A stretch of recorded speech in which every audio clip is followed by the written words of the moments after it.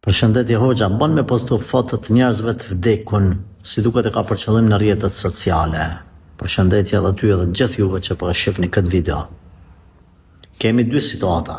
Situata e parë, ka vdek një njeri, por fotoja është bën kur ka qenë ai gjallë. Edhe situata e dytë, ka vdek një njeri dhe fotoja është bën masi ka vdek, i vdekur ai në shtrat i vdekur.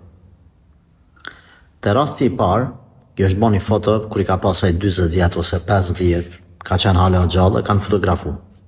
Tash themi, nëse është gjini femrore apo mashkullore. Gjinin femrore, unë jam për mos me postu foto në rrjetet sociale fare.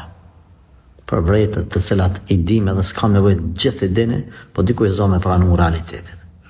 Gjinia mashkullore nuk ka problem inshallah taala, edhe nëse ka vdek që ai burr, që ai person, ti momentin që ka vdek ja poston një foto, domethënë kur ai ka qenë gjallë dhe ja bashkangjet një lajmërim, ka vdek filan fisteku.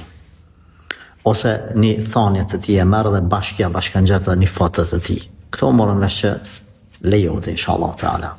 Por nëse është për qëllim në pyetjen tënde, ka vdek një person, edhe e kemi bën një foto të gjenazës tij, kur ai masi ka vdek, a ban me postu, unë tham ju, unë këshilloj me i kësaj, insistoj gjithsesi mas me bën budallëqe të tilla, ta rujmë pak atë vlerën e të vdekurit, të kemi pak do masa, mos vjen me thonë dikush po ku ki argument, po me thonë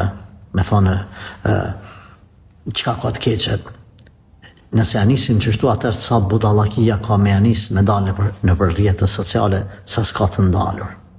Prandaj tham, në këtë rast nuk lejohet.